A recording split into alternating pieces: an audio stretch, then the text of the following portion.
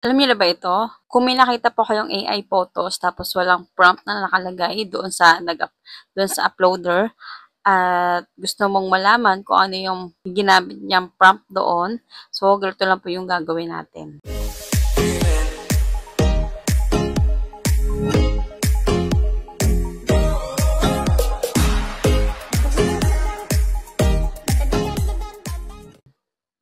Punta ka sa iyong ChatGPT.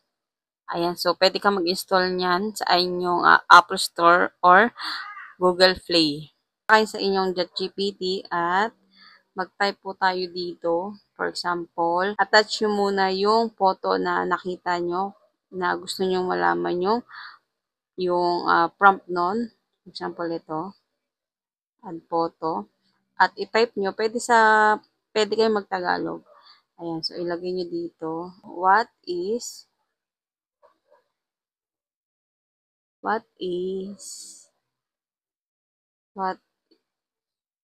the prompt was used here in attach photo. Ayan, so isend nyo na. At maghintay lang kayo ng ma-generate ni ChatGPT yan, yung prompt na ginamit dito sa photo. Ito na na-summarize na niya. So, ito yung prompt na ginamit ng uploader. Ito yung photo niya yan.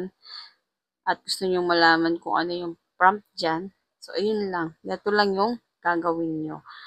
Para kung may gusto kayong gamitin na prompt at hindi nyo alam yung ano ginamit ng nyo alam yung prompt. So, ito lang yung gagawin nyo.